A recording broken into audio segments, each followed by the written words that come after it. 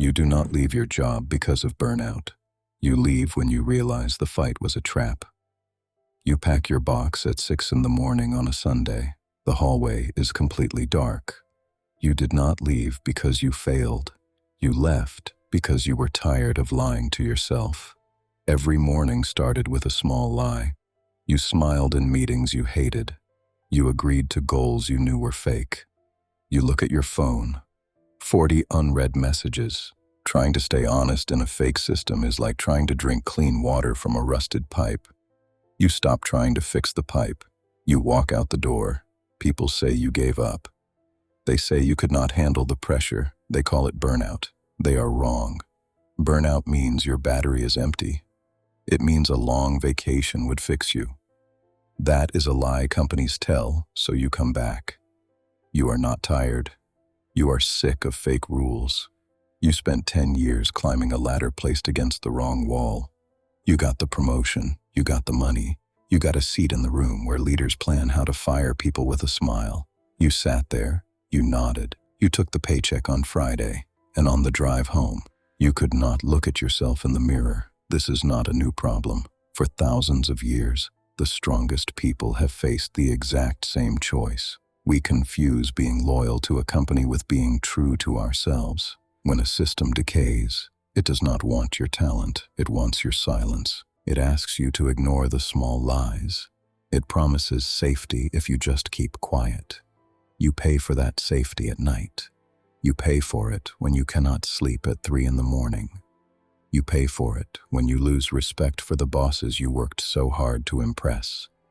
The room was full of noise, yet no one told the truth.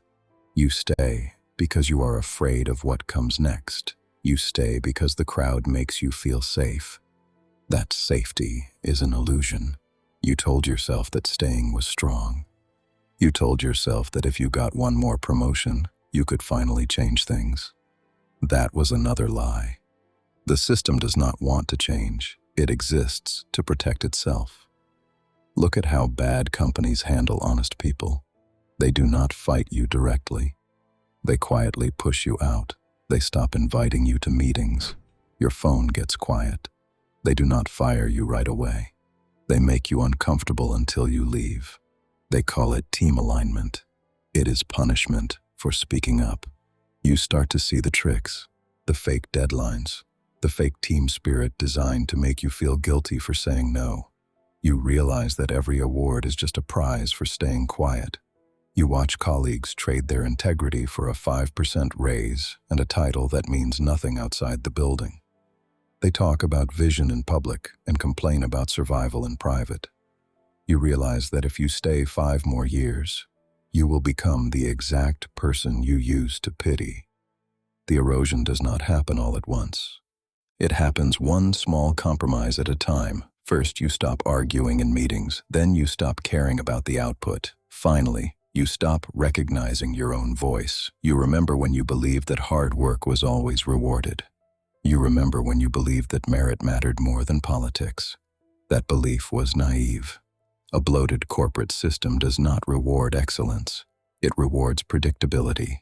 An outstanding worker creates discomfort. An outstanding worker raises the bar. And raising the bar exposes the mediocrity of those who manage the floor. So the group forms an unspoken pact. They isolate the high performer. They load you with twice the work and half the credit. They treat your dedication as an unlimited resource and your concern as a disciplinary issue. The hardest worker always gets trapped first. Because you do your job well, every problem lands on your desk. Lazy people avoid hard choices. Political workers blame others. So you carry the whole team on your back. You stay because you think the company will fail without you. You feel guilty for walking away. This is a trap. You confused your worth with fixing a broken business. The company will not thank you for hurting yourself. It will just demand more tomorrow. They call your competence a resource. They call your dedication human capital. When you burn out, they replace your seat before your desk is even cleared. The machinery of modern work has no memory. It has only appetite. It consumes your sharpest years, spits out your exhausted shell, and asks the next young believer to step into the gear. You thought you were indispensable because you worked 80 hours a week. You thought your sacrifice gave you leverage. Leverage only exists if the system values the truth of the output. When the system values comfort over truth, your sacrifice is just free labor for lazy leadership. They don't respect your extra hours. They depend on your guilt. Your guilt is their most profitable asset. Look at how good groups turn bad. Every group starts with a real goal. It is started by people who care about the work. Then the group grows. More bosses are hired to manage the size. More rules are made to stop mistakes. Soon, the rules stop good people from doing good work. The main goal gets forgotten. Protecting the company becomes the only goal. When you point out a flaw, they tell you to be realistic. They tell you that staying silent is just part of growing up. That is not maturity. That is cowardice. When everyone agrees to a lie, no one feels guilty.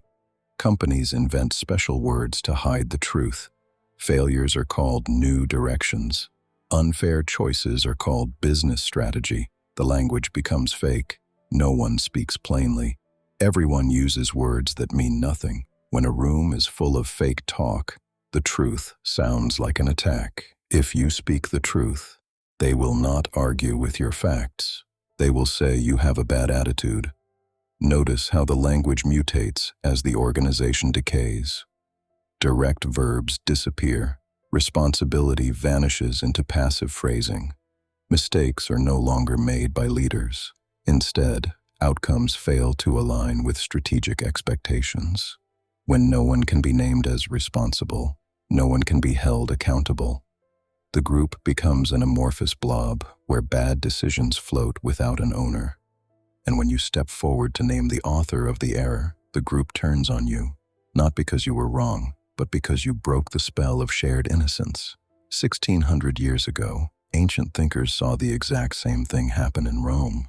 In the 4th century, the great Roman temples lost their power, not because of war, but because wise men simply walked into the desert. They were called the Desert Fathers. When temples got rich, leaders focused on power and gold. The titles got bigger, the speeches got longer, and real faith disappeared. A famous man named Anthony left the city. He did not leave because he hated people. He left because the noise of the city made it impossible to hear the truth. He understood a simple rule.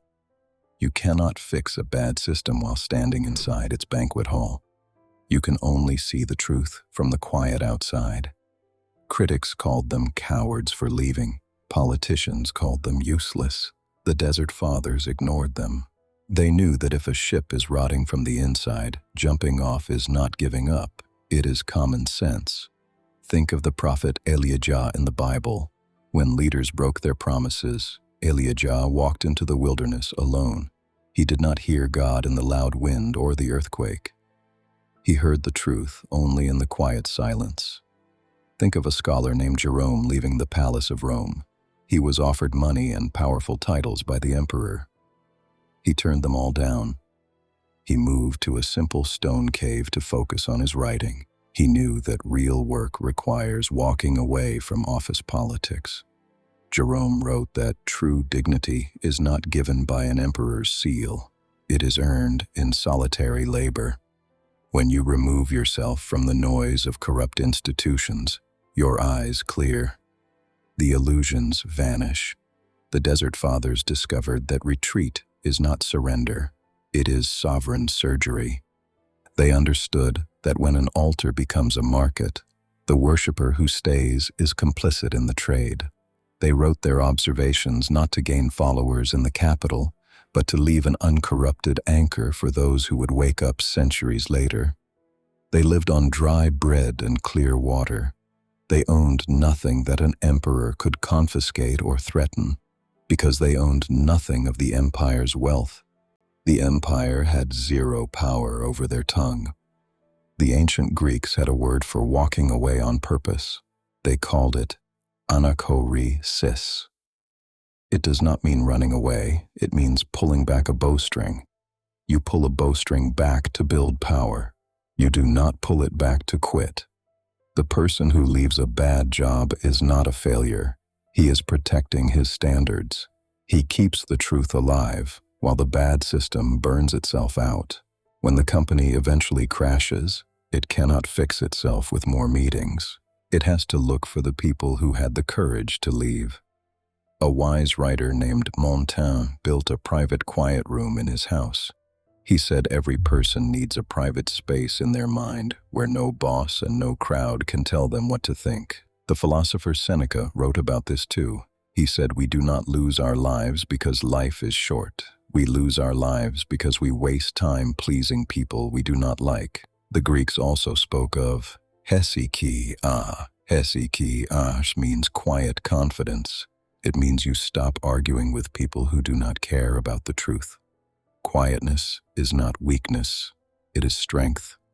Seneca reminded us that the man who fears losing his title has already become a slave to the man who gave it to him.